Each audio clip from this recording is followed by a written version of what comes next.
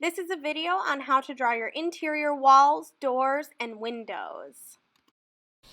You've got your exterior walls done. Now it's time to draw in your interior walls, doors, and windows.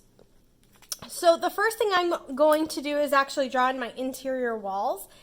Typically, your walls will be about 4 inches thick, but for the ease of our project and being at home, we're just going to use a line to represent the walls. So,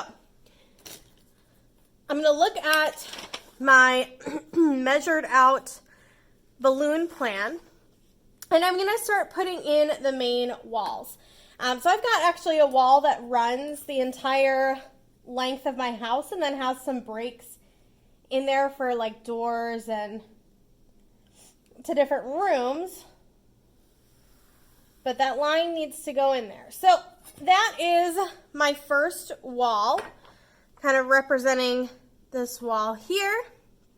I don't really have very many walls on this side, so I'm actually just going to draw in my pillar, which is at the corner here of my dining room.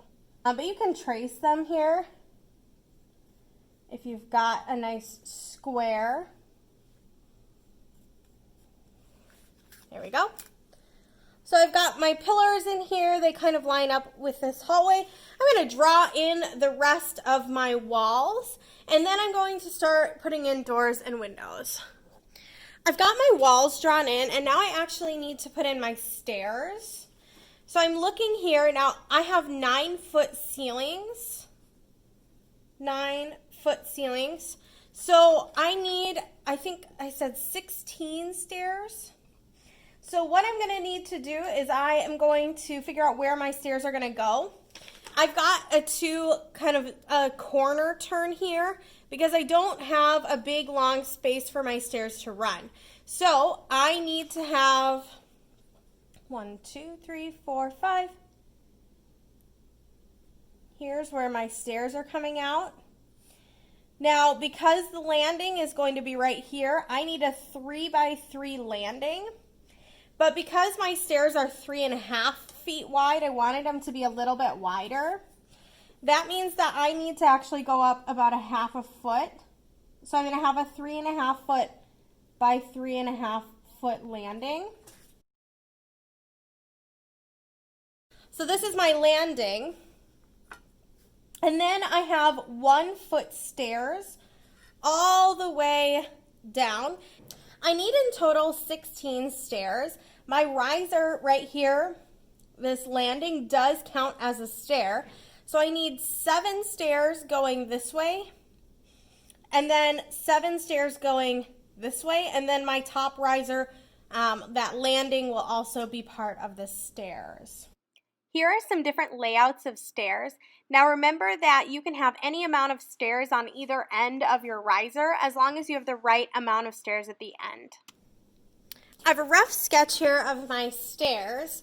So I have 1, 2, 3, 4, 5, 6, 7, 8, 9, 10, 11, 12, 13, 14, 15, and then this would be 16, but because this is also a door to the basement, I'll be putting a door here.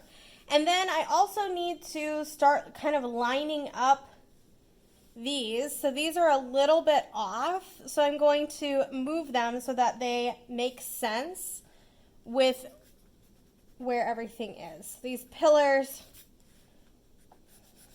I'm going to move these. So you're going to have some you're going to be kind of moving stuff around and figuring out where things go.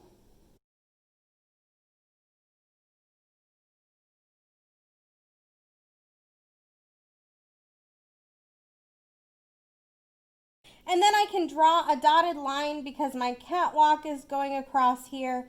And then I remember that that's where I have another floor above. So there's my catwalk. Now I'm going to go through and I'm going to make all of my stair lines straight. My stairs are all drawn in. Now I'm going to actually put a really simple arrow to show that you go up this stairs, because otherwise it can be kind of confusing where the stairs start. And then I'm going to also put a curved arrow here to show that you are coming from the bottom, which is over here, turning and going up the stairs. So that's kind of where you're going to start with your stairs. Now you need to look at doors and windows. Here are the directions for drawing your doors and windows.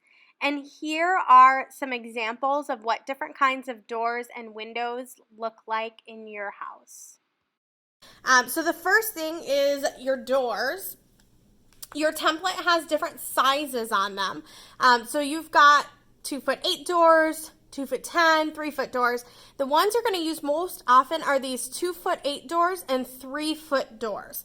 Typically, your 3-foot doors are going to be used for exterior doors, and your 2'8" doors are going to be used for interior doors.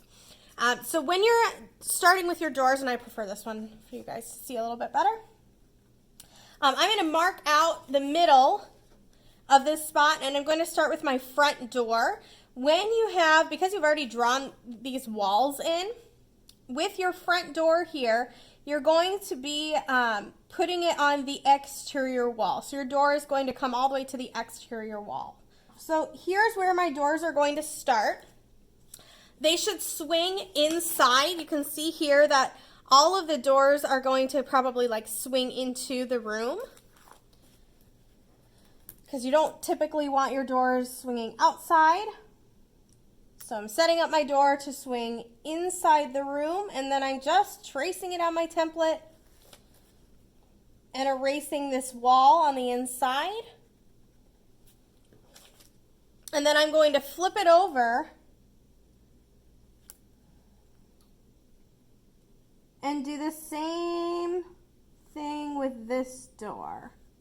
And now I've got my 2 front doors here.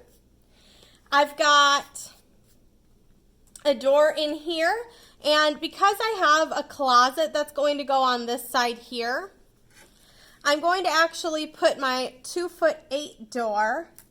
I'm going to leave a little bit of space between it and the wall. You don't want to line it directly up on the wall. You want to leave about 6 inches of space.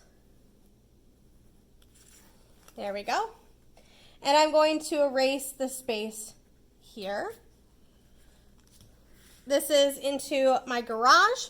Now, this is a wall here, so I want my door ending at the wall area. So I'm going to take my 3-foot door, go about 6 inches over,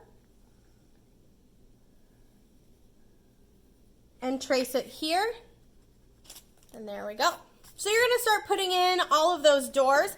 If you've got an area like this where my sink is going to need to go here, so I don't really have a space for my door to, this is the powder room, I need to put in what's called a pocket door. Here's what a pocket door looks like inside a wall, but because we are using lines for walls, it looks a little bit different for us. I'm just going to actually draw a line right next to it to represent that powder room door going into this wall. So I've got a 2'8" door, so I'm still going to use this because it's the right dimension. And I'm just going to trace the bottom here. And I'm just putting a line there to represent the powder room door, and then I'm going to actually measure this out and erase that spot so that we know that, oh, there's a door here, but it slides into the wall. And I'm going to do that with all of my doors. So I'm going to go through every single doorway and put in my doors. Garage doors are a little bit different than regular doors. Here's what they look like on a floor plan. So you've got the regular wall here, regular wall here, regular wall here. The garage door is just a really, really thin, for us we're just going to use a really, really thin line on the inside of the wall here. So you're just going to erase the spot where your garage door is, and you're going to erase that spot too, and just draw a line on the inside to represent garage doors. You've got your doors and garage doors in. Now it's time to draw in where your windows will go. So if you look here, you've got windows here and here. Here's what they look like on a floor plan. And what you'll end up doing is you'll just draw a line where the window starts and a line where the window ends. And then to show it's a window instead of just a weird segment of wall, you'll draw a line right in between. Here's what a variety of windows look like. Most of your windows are going to be those fixed windows. So on my floor plan, what that looks like is I'm going to be going over 2 feet, drawing a line here, and then my windows are 3.5 feet, so 1, 2, 3.5 feet. And then I'm going to use my ruler to draw a line through the middle. And now I know that those are windows in my floor plan. You're going to do this all the way around your house. Wherever you have windows, you will do that.